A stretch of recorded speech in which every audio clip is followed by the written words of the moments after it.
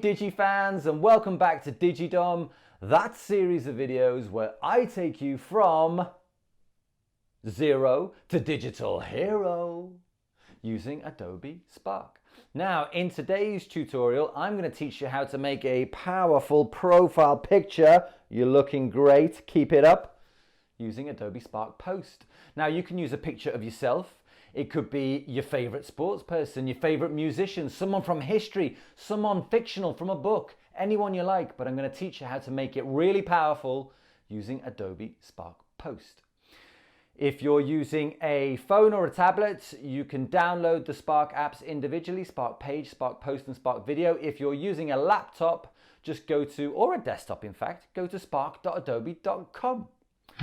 Okay, now it's time to go over to the tutorial where I teach you to make an incredibly powerful profile picture using Adobe Spark Post. So let's get going. Open up Adobe Spark Post and here we go. Now I'm going to press the plus at the bottom. Now if you're on a laptop or a desktop, you probably want to go to collage here, but on here I'm going to go to photo library. Now I've chosen one of the greatest athletes of all time, Serena Williams. I'm sure you probably recognize her. And there she is. Now, I can choose any sort of these sizes here, and I'll show you the one I'm going to choose, and it's going to be a 3x2 landscape. Okay, I'm going to select done. Now, when you're on a laptop or a desktop, you probably want to go to collage and add your photo twice, but I'm going to do that within the app here. Just let me delete that text, I didn't need it. I'm going to add text a bit later, and I'm going to add my second image. Go to photo library again. One of the advantages of doing it on the desktop is that you can add it twice using the collage function right from the start. So add to collage. Cool. Now this is where we're going to start getting pretty fancy. So first things first, what I want to do is I'll select this image here, and then I'm gonna scale this using my fingers, just pulling them closely together until I've got, there we go. That is pretty much exactly where I want it. I want it kind of down down the middle of her face, but I also want to see a tennis racket because that's what she's famous for being such an incredible tennis player. Oh, didn't want to do that. Let me put that back. Okay, that is pretty much exactly where I want it. Again, select this one now, and then I'm going to pull this. Now I might have to just zoom in ever so slightly here and bring her, oh, this looks like it's gonna work first time. Oh, still a bit off. Let me go in here. What do I need to do? I think I need to zoom out ever so slightly and then move her face. I'm gonna match the waistband. I think that's probably the easiest place.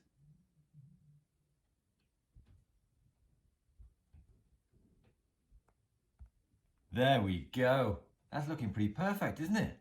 You couldn't even tell it was two photos. Great stuff. A little bit fiddly sometimes on the iPad, but hey, there you go.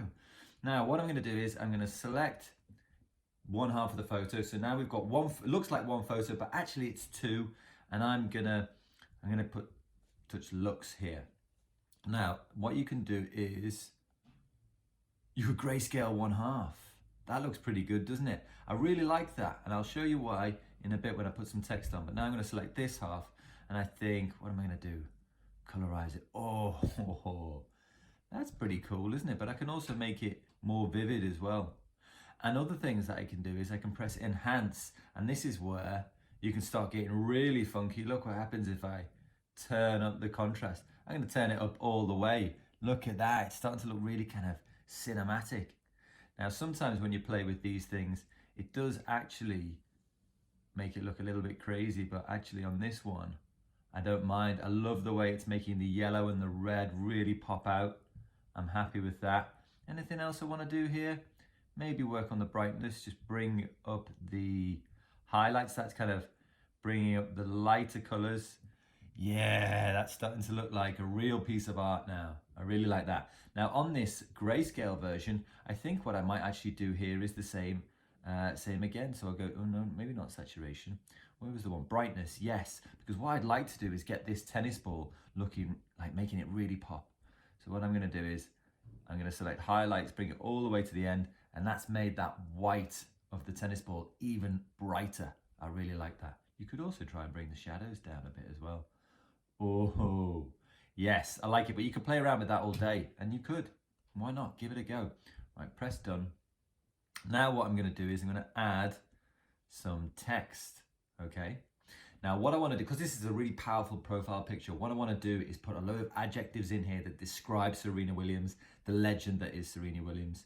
So what I've got is, I've got some adjectives here. So I'm going to copy my adjectives, copy them all, double click here, go back to Spark Post, finger down, paste that in. There we go. Now what you'll see is I've got them on separate lines, and I did that on purpose, because then it kind of goes in this list down here. Now you might be thinking, well, that doesn't look pretty good, but wait and see what I can do with this. So what I'm going to do is I'm going to start off, I'm going to pop it over there. Now, first things first, you have all of these ways in which you can edit this text. First thing I want to do is go to font, and I want to find a font which is always in capitals, okay? Now I know that Bebas New is always in capitals, and I like Bebas New. I use it quite a lot, to be fair. So I'm happy with that. Now in terms of color, I'm going to change it to black and white. I want the text to be white, okay? Then I'm going to go to shape. Now at the moment it's got this black box. Remember when we chose the color, it was black and white. So when we go to shape, the black box is in black, the text is in white. But actually I don't want any shape behind the text at all, because I think it makes it look more classy. Now if I go to effect, I can put things like a little shadow on the text, and sometimes that's pretty cool, but I'm going to take that off. Then I'm going to adjust. Now you can adjust the scale, but you can also do it by just taking one of the edges here, and look what it's doing. This is starting to look pretty cool. I like this. Okay, well, I might make it slightly bigger, and then kind of just put it on the middle there. Okay, that looks pretty good. Now size we've already done. We've already adjusted the size by using the little circles at the edges. And then align, I want it to align left, and the reason why I want it to align left, because I want it to go right down the center of the image, kind of half color, half black and white on the other side. Now the spacing, this is quite cool as well.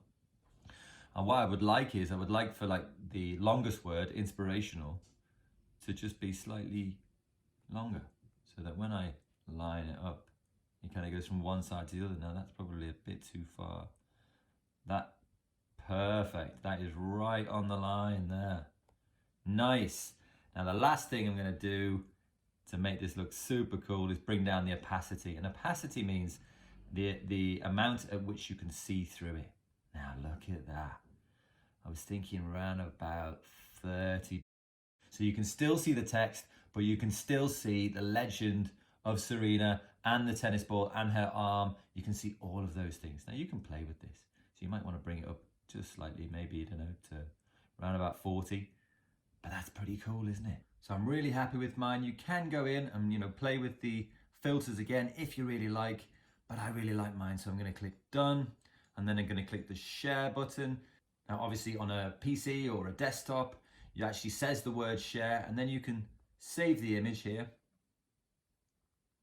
And it just saves to your camera roll, or it would download onto your computer. Equally, you can copy the link, and then you can send that out to your family, your friends, whoever you like. Another thing that you can do on the iPad or on the iPhone, for example, is put a little bit of animation in. So let me show you how to do that. Now it's really, really easy. You either select the text. Now let me show you how this works. Look at the typewriter one. Cool. Nice, isn't it? You've got all sorts of different variations you can do there. Another good one is the flicker one. I quite like that one as well.